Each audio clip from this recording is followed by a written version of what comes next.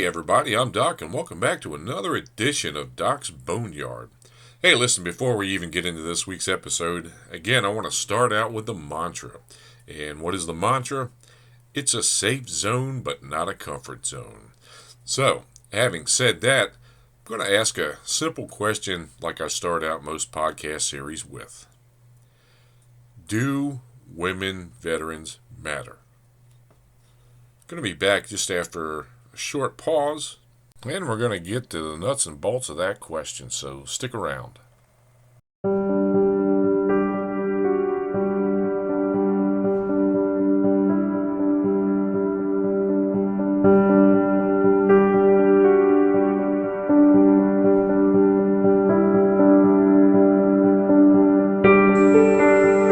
America's first responders and military are fighting on the front lines of the mental health battlefield. Mark Clifford, author of The Typhoon Coast, is also a United States Marine Corps veteran and retired police sergeant, and is spearheading Heroes for Hope 2023, Thriving Beyond Trauma, an outstanding effort to educate and empower our brave men and women on the fight to break the stigma of mental health, and also to provide a common ground to open up a dialogue about their experiences, but more importantly, to remind all that we are our brothers and sisters' keepers so that no one gets left behind.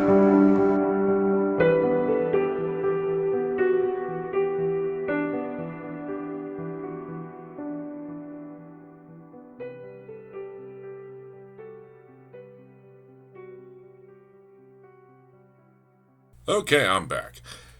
Here's a quick FYI on the Hope for Heroes promo that you just heard. You can also follow Hope for Heroes on Facebook. That's right, Hope for Heroes on Facebook.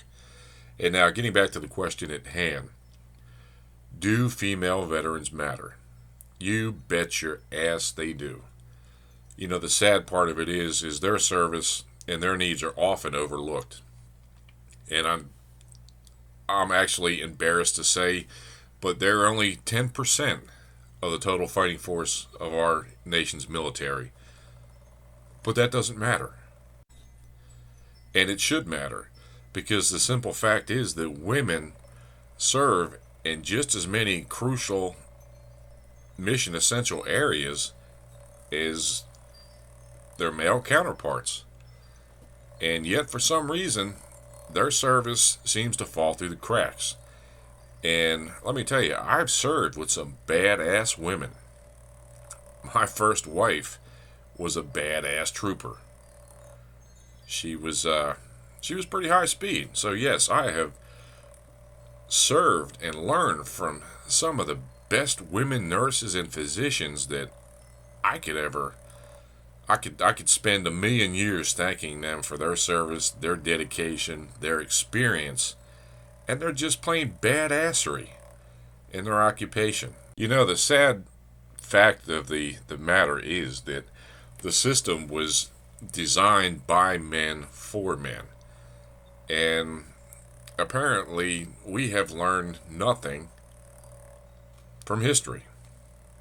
That women have been on the front line since the Civil War. Let that sink in. And you know, the funny, well, not funny, humorous, but ironically funny thing is that a study completed by the Disabled American Veterans found that organizations and government agencies in charge of providing support for female veterans usually fail to understand the unique needs that women may have. You know, it's bad enough that the VA system and the DoD still fall short of providing healthcare services to all veterans. And, you know, sadly, again, there are few, if any, gender-specific care guidelines and services that are necessary for women, like breast and cervical cancer screenings. And quite honestly, the system is broken and needs to be fixed if any changes to take place. And let's look at a sobering statistic. Since 2002, the VA has seen an 80% increase in female veterans seeking treatment and assistance. You know, VA facilities and military medical care providers can't even provide basic medical services for women. like prenatal care or even gynecological care. And some facilities even have to outsource mammograms for women in the military.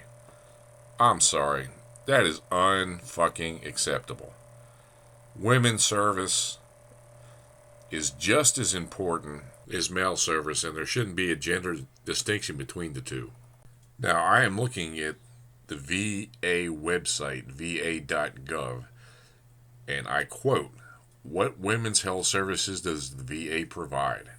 We provide the following primary services, including general services like disease prevention and nutrition counseling, reproductive health services like birth control, preconception counseling, and menopausal support, which is hormone replacement therapy, screenings for cervical cancer, pap smears, breast cancer screenings, i.e., mammograms, mental health services for depression, post traumatic stress disorder, substance abuse problems." And also, we also provide specialty services including screening and management of chronic, long-lasting conditions like heart disease, diabetes, screening and management of sexually transmitted diseases or STDs like HIV, AIDS, hepatitis, maternity care, treatment for sexual problems like urinary incontinence and other issues, prosthetic and sensory aid services like prosthetic limbs, hearing aids, post-mastectomy items or appliances. Now, on paper, that sounds wonderful. Great. They have these programs in place. The problem is the availability and getting appointments to said treatments. Due to the fact that the VA system services over 9 million veterans each and every year, I'm going to let you do the math. Due to the fact that there are only less than 120 VA medical services across this country, I'm going to do the math. Due to the fact that women veterans in rural areas have to drive in upwards of 3 to 4 hours to get those services, I'm going to let you do the math. Now, the VA is getting better at outsourcing these needs. You still have to wait for an appointment. Do the math. Haven't even gotten into the issue of military sexual trauma, which is on the rise both for female veterans and male veterans. Now, further on down the page of VA services, it says telephone care. If you are a woman veteran, you are currently signed up for the VA healthcare, you can reach a VA healthcare provider at your local VA medical center by phone 24 hours a day, 7 days a week. The provider will answer questions and give you advice on health concerns. Okay, that's wonderful. You still need an appointment, which gets us right back to square one where we started, availability. And the VA also offers problems for specific groups of women, i.e., women veterans who are homeless and victims of intimate partner violence. However, again, appointment availability is the crucible. It does no good to have a program in place if the veteran cannot access that program in person. Now, granted, the VA does have video conferencing, but then again, that's subject to an appointment. If there's no provider available, then guess what? Back to square one. Are you seeing a pattern here? Now, folks, I would be remiss if I just proposed a problem without providing resources. So I'm going to throw out some resources here. The WoundedWarriorProject.org, that's the WoundedWarriorProject.org, has a boatload of resources from mental health to getting established in the VA system. You name it. Look them up on the internet or give them a call. Also, the National Veterans Foundation.org, November Victor Foxtrot.org, and you can also contact them by phone. That's 1-888-777-4443. That's 1-800, or correction, 1-888-777-4443. And here's a couple extra resources that I found doing an internet search. You can call the Women Veterans Call Center at 855-829-6636, Monday through Friday, 8 a.m. to 10 p.m. That's Eastern Time. Saturday, 8 a.m. to 6:30 p.m. Eastern Time. Or you can chat online with a trained Women Veterans Call Center representative Monday through Friday, 8 a.m. to 10 p.m. Eastern Time. And these are all anonymous. You don't have to give your personal information like your Social Security number. And this is a personal issue to me, not just because I'm a veteran. I have a vest with all my military stuff on it, and I also have a patch specifically dedicated to female veterans and their service. It doesn't matter if you're female, male, we are all our brothers and sisters keepers. We are all we have. We've walked the walk, we've talked the talk, and we are entitled to what we're entitled to for our selfless service. Let me reiterate that. Selfless service, folks. Now, I'm not one to jump into the political arena, per se. God knows I hate politics. But there was a bill introduced into Congress on April 14th, 2022, and it's basically Improving Specialty Care for Women Veterans Act. That's the actual name of it.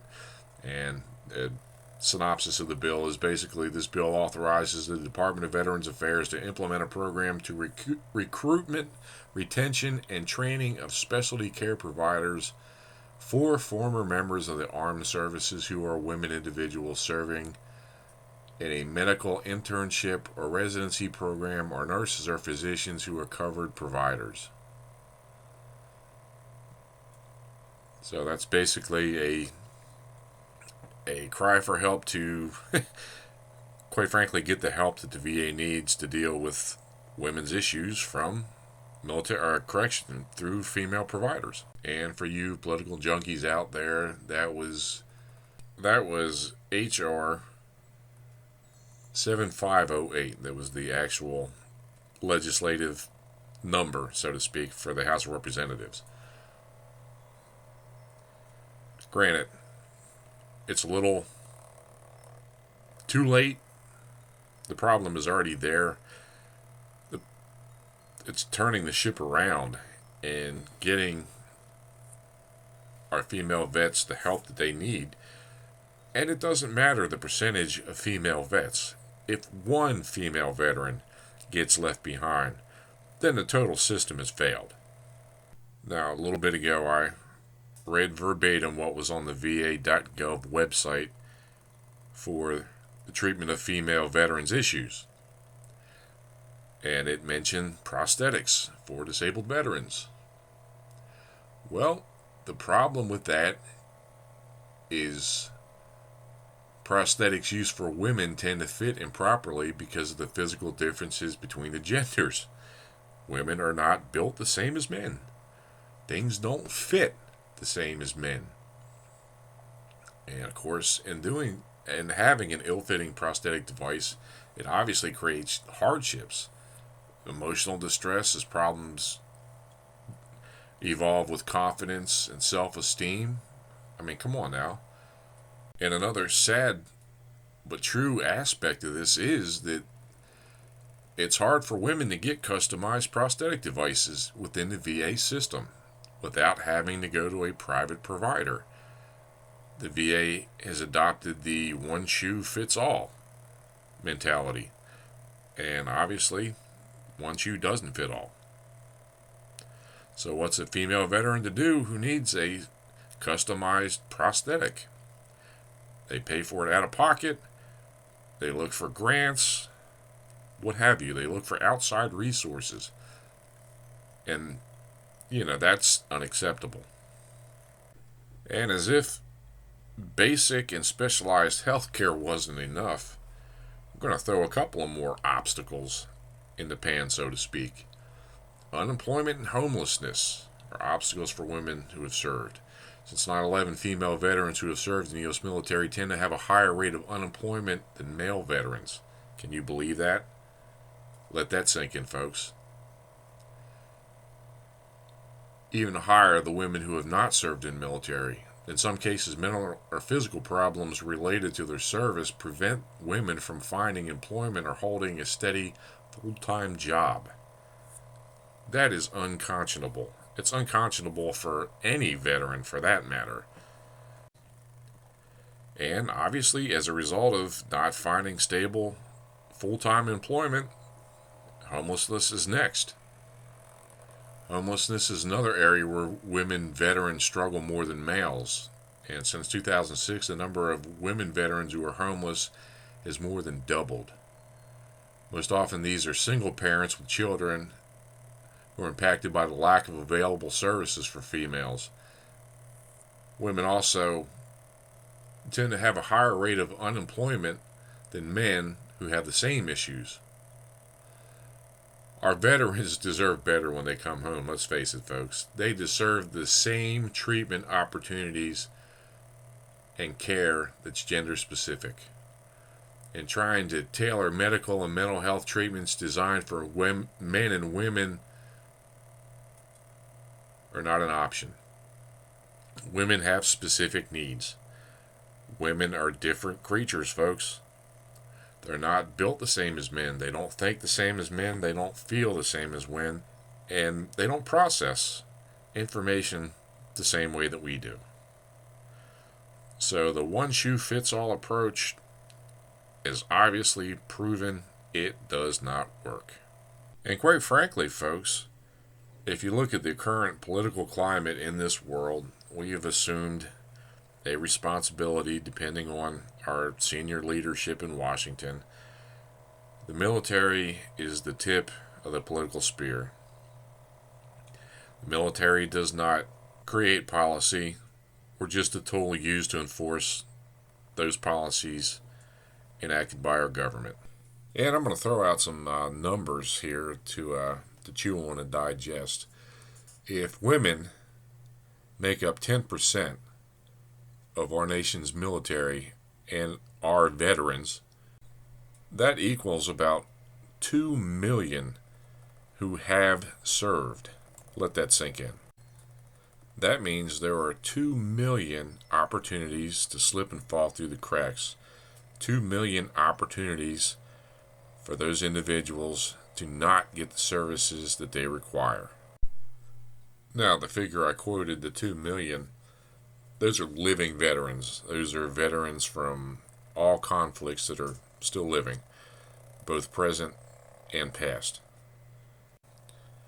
With each military engagement we find ourselves in, or will find ourselves in the future, the number is only going to increase. The problem is not going to go away. The only way the problem is going to go away is enough people out there say, hey, look, this needs to get fixed now. And quite frankly, the only way to fix the problem is not just to put money into it.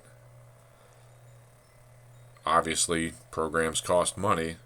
They have to be funded, they have to be staffed, and they have to be provided, and they have to be accessible. So you take all those factors in, roll them up into a nice and neat, uncomplicated puzzle, and there's the solution to the problem. The problem is the bureaucracy that revolves around the Department of Veterans Affairs. And I'm not going to get into a VA bashing episode. I will say this, that the system is broken, and unless the system is repaired, and not with band-aids, an overhaul of the system that was created in the 1930s, it needs to be brought up to date. And quite frankly, the only way to fix the problem is not just to put money into it. Obviously, programs cost money. They have to be funded, they have to be staffed, and they have to be provided, and they have to be accessible. So you take all those factors in, roll them up into a nice and neat, uncomplicated puzzle, and there's the solution to the problem. The problem is the bureaucracy that revolves around the Department of Veterans Affairs. And I'm not going to get into a VA bashing episode. I will say this, that the system is broken, and unless the system is repaired, and not with band-aids, an overhaul of the system that was created in the 1930s, it needs to be brought up to date with our nation's current generation of veterans and subsequent future generations of veterans.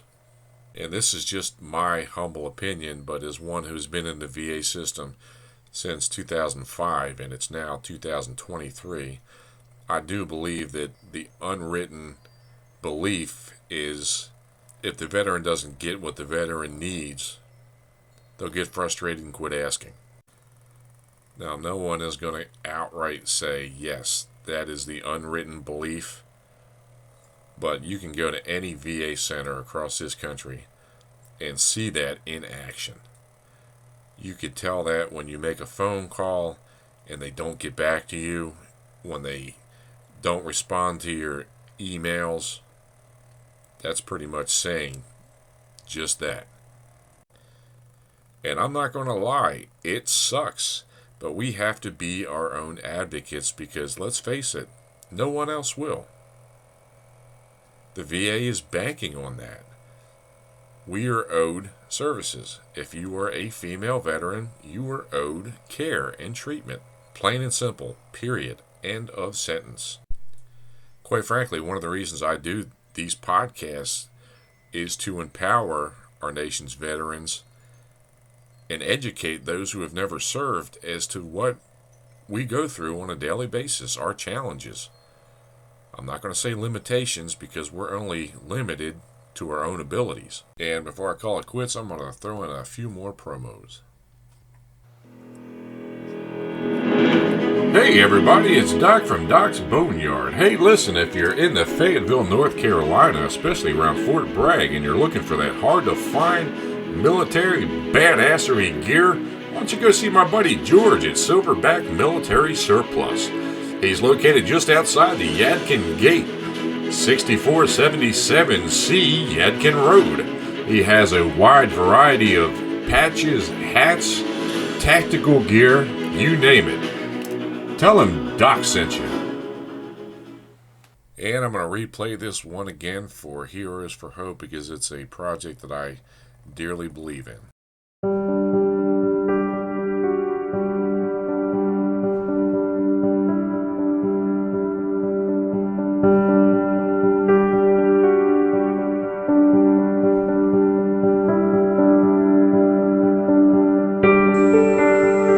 America's first responders and military are fighting on the front lines of the mental health battlefield. Mark Clifford, author of The Typhoon Coast, is also a United States Marine Corps veteran and retired police sergeant and is spearheading Heroes for Hope 2023, Thriving Beyond Trauma, an outstanding effort to educate and empower our brave men and women on the fight to break the stigma of mental health, and also to provide a common ground to open up a dialogue about their experiences, but more importantly, to remind all that we are our brothers and sisters' keepers so that no one gets left behind.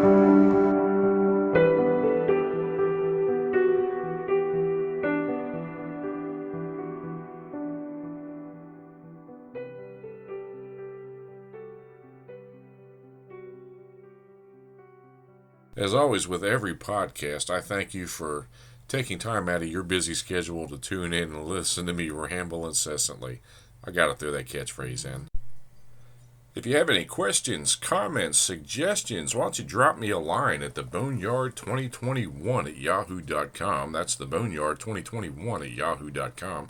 Hey, also check out my Facebook page, Doc's Boneyard. I have interesting facts about the show, upcoming episodes, you name it. It's So, from the Whiskey Niner One studios in Fayetteville, North Carolina, I'm Doc. This is Doc's Boneyard. Remember, it's not the fat, the meat, the gristle. It's just the bare bones. I'll see you next time, folks. God bless.